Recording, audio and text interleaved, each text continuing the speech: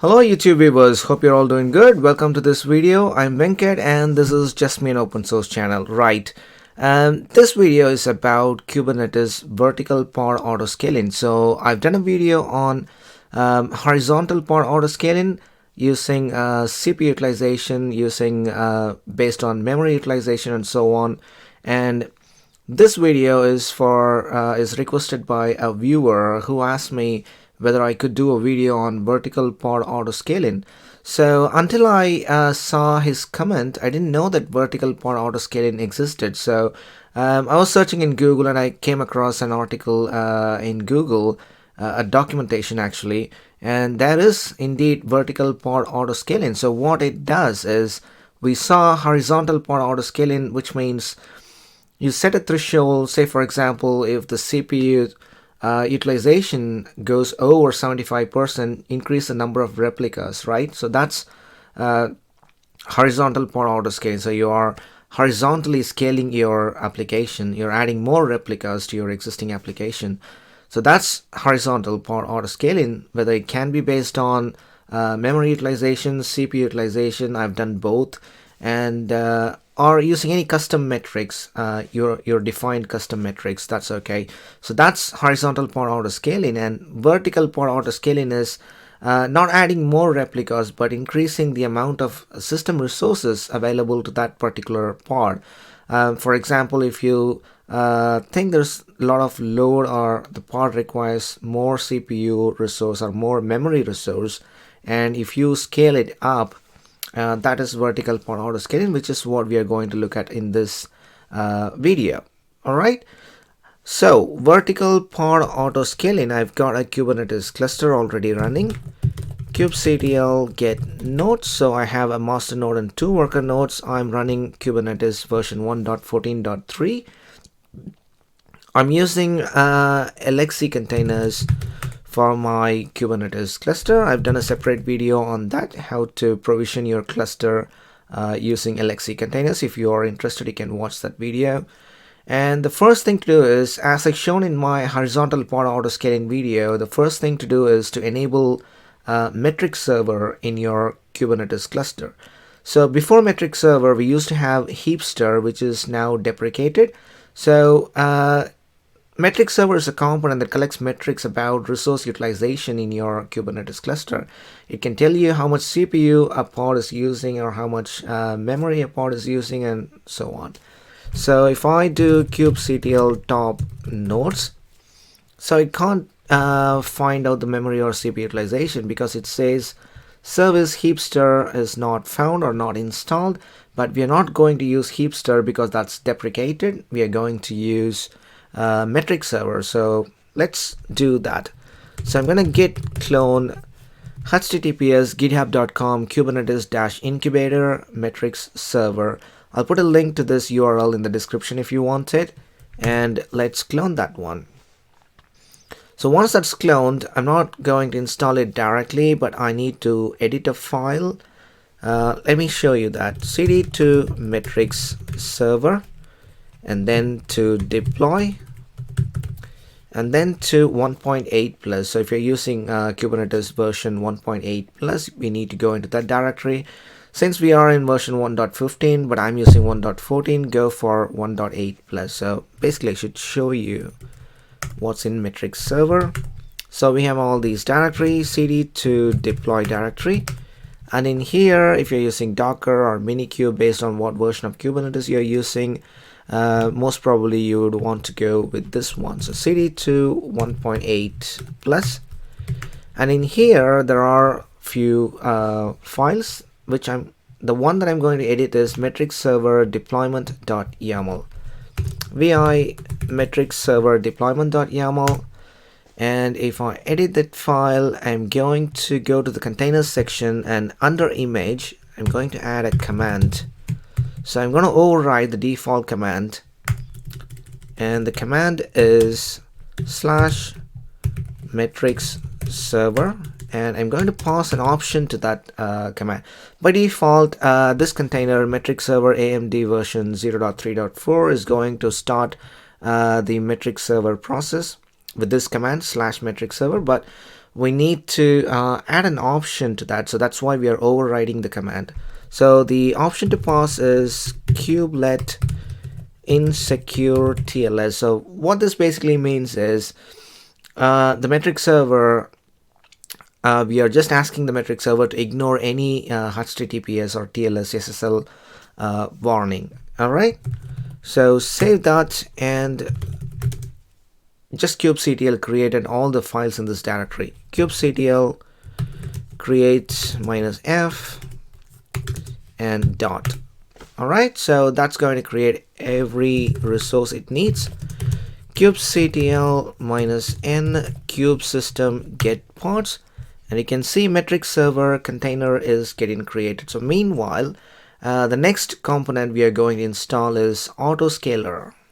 Okay, so git, let me move to my play directory and do git clone https github.com Kubernetes /autoscaler. So that's the one that you want to check out. I'll also put the link to this URL in the description. It's a pretty big repository. It's going to take a few seconds to download. And meanwhile, let's verify if our metric server is up and running. Kubectl -n kube system get pods. Okay, so metric server is running.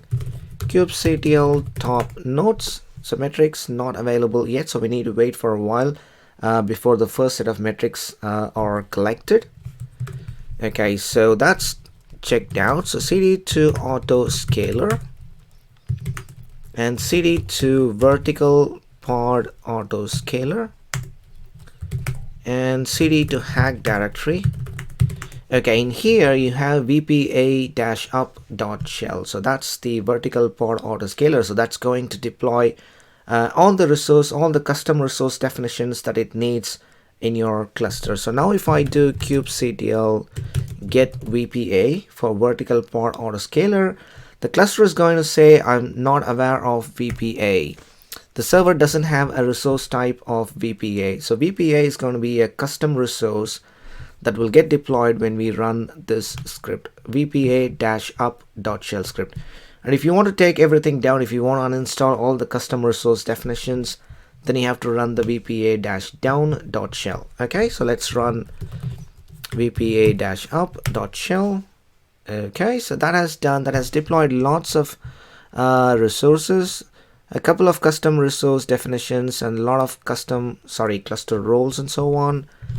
All right, kubectl top nodes. Okay, so there you go. So now we have the CPU percentage, memory utilization, CPU utilization for all the nodes, kubectl top pods.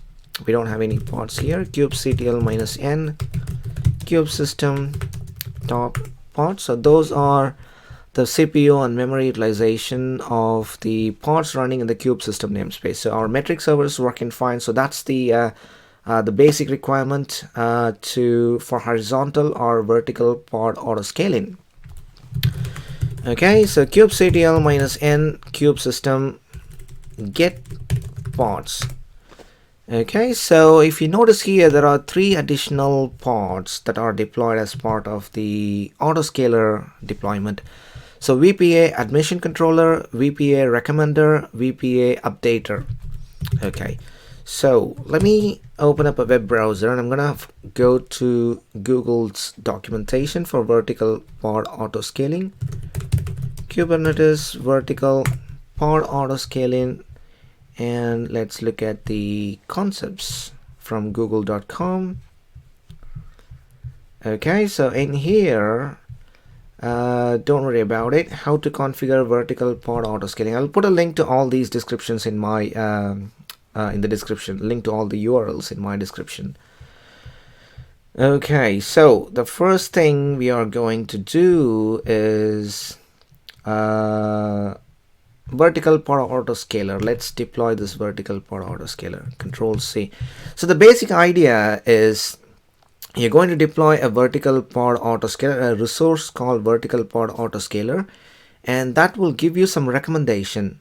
And there are certain modes here. If you look at here, the update mode is off, which means And let me also show you that how it is connected to the deployment. So this is vertical pod autoscaler, and it is targeting the kind deployment. It is targeting a deployment that is named my rec deployment, which we haven't deployed yet. The deployment is down here. We are going to deploy that, but before that we are going to deploy the vertical pod autoscaler. So this vertical pod autoscaler is for the deployment that is named my rec deployment, and the update mode is off. So when you deploy this vertical pod autoscaler and the deployment, it's going to suggest you, it's going to give you some recommendations for the amount of CPU and the amount of memory that your pod actually needs, but it's not going to do any change. It's just going to show you, give you some recommendations. So these are the CPU values, and these are the memory values that are required for your pod to run effectively. So it gives you some recommendation but doesn't update you. So update mode, there is also a few other update modes. I think one is recreate, auto, and so on. So, and then we'll look at the update mode as auto, which means it gives you the recommendation. It also updates the existing pod to match the recommendation. So you will get to know this better when I show you the demo. So let's talk in more hands-on. That's my approach. Let's go ahead and do that. So I'm going to copy this, Control C, and the easiest way is to cat here document eof kubectl apply -f and paste it. eof. Okay, so vertical pod autoscaler, we have deployed the vertical pod autoscaler. If I do kubectl get VPA, there is one VPA, kubectl describe VPA my rec VPA, and you can see here it has deployed, and it is targeting the deployment with my rec deployment as the name, which we haven't deployed yet. Update mode is off. Okay, so now let's go ahead and deploy the actual deployment. It's just an Nginx deployment. As you can see, it hasn't got any resource limits or resource requests set. So I'm just going to copy this and then use another here document to deploy this. kubectl apply -f and paste it. eof. Okay, so our deployment has been created. kubectl get all. So we have the my rec deployment, and the two pods are running now. Sorry, the container, the image is getting pulled now. Alright, so if I do kubectl describe VPA my rec VPA, as you can see, recommendation, it hasn't provided any recommendation yet because it's going to wait for the pods to be running for the deployment. Where is it? My rec deployment. Okay, so as you can see here, cannot read target ref. Reason is deployment default my rec deployment does not exist because we just created, or we just deployed that Nginx deployment. So we need to wait for that deployment to be active, and then if you look at the vertical pod autoscaling, it's going to show you some recommendations. kubectl get all. Okay, so those are running now. kubectl describe VPA my rec VPA. So it says recommendation provided, but recommendation is empty, which means we have to wait for a little while. kubectl describe VPA. Okay, it takes about a minute. So it has to understand, it has to analyze, it has to wait for the metric server to collect the CPU and memory utilization, and then it thinks about it and then provides us with a recommendation. Cool, so now you have seen the recommendations we got are for the container, my rec container. The lower bound is CPU is 25 millicore, memory is whatever it is, I think it's 26 meg or something, target, and the upper bound. So which means the container can use a maximum of this much CPU and this much memory, and the lowest it needs is this one, but it will be working effectively if we set the CPU and memory to be this much. So we've got the recommendation. So based on the container workload, container metrics, it has come up with a recommendation for us. So it thinks the container will work effectively with 25 millicore and 26 to 14K of memory. Okay, so that's one part, right? And it hasn't modified our, so let me also open up another terminal. Watch kubectl get pods.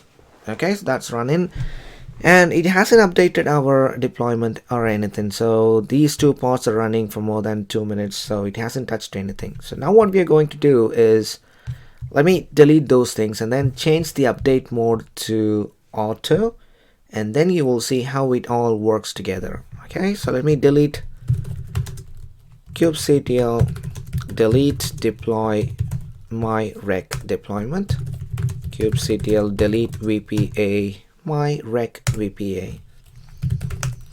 Okay, so if I scroll further down, recommendations, we tested all those things.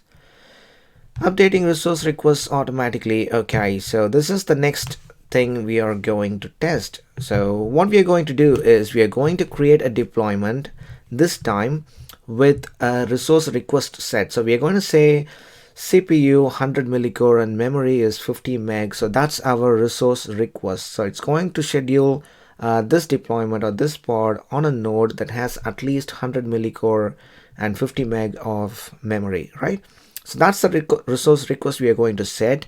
And then further down, we are going to create a vertical pod autoscaler for that deployment, and it's going to analyze what's the resource usage for that pod, and it's going to recommend us what the best CPU and memory we need to allocate for this pod. And it also not only recommends but also updates the pod.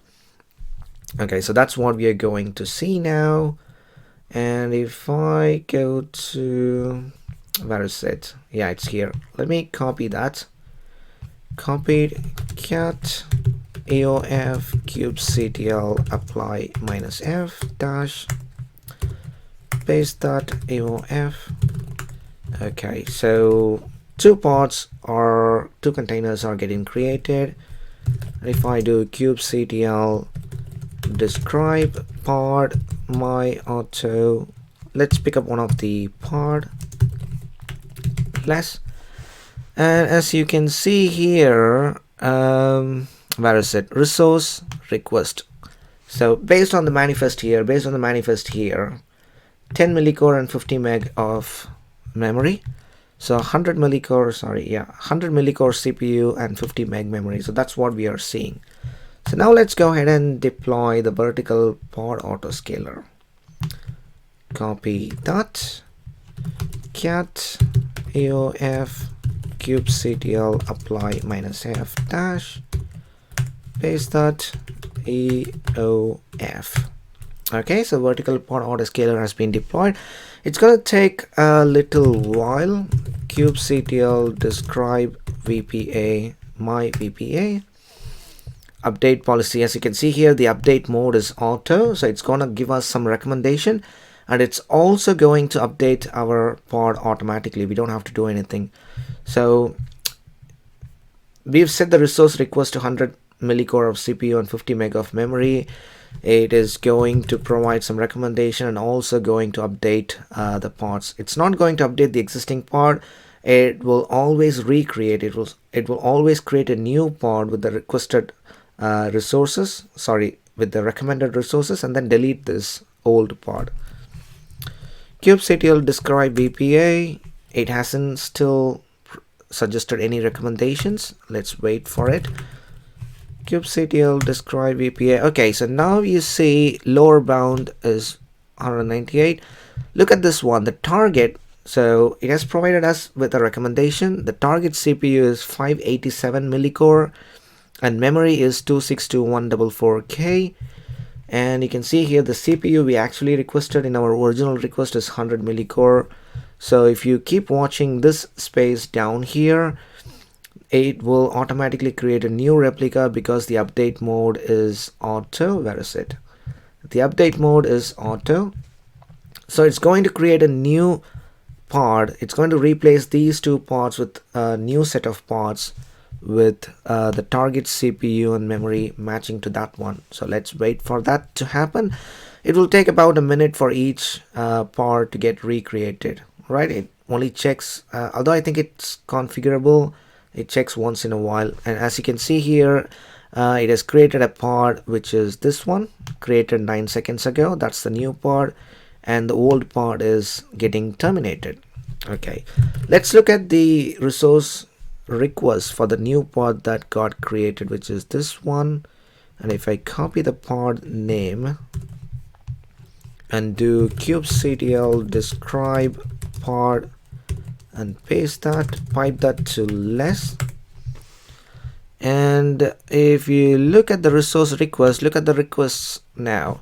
So the CPU is 587 millicore and memory is 262.144K, which is what our VPA vertical pod autoscaler suggested. kubectl get describe VPA my VPA. So that's our suggestion, and it has updated one pod, and it's now updating the other pod as well. So 4 seconds. So that's the second pod that's also getting updated, and it's terminating the old pod. So that's how a vertical pod autoscaling works. Okay, so whoever asked me, I can't remember the viewer's name who actually requested me to do this video, but hopefully you found this video useful. And one thing I forgot to mention is, if you already have horizontal pod autoscaling configured in your deployment, if you're using horizontal pod autoscaling for a particular deployment, you can't have both horizontal as well as vertical pod autoscaling. But there is one exception.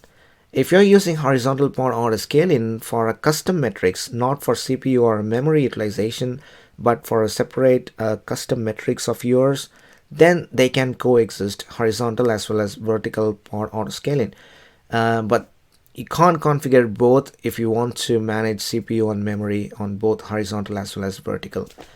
Alright, hope you like this video. If you've got any questions or any issues or any feedback, please leave me a comment. I should be able to get back to you the earliest I can. Alright, so please share it with your friends, and don't forget to subscribe to my channel. It's an ongoing series, Kubernetes. I'm also wearing a Kubernetes t-shirt, and yeah, I will see you all in my next video. Bye bye.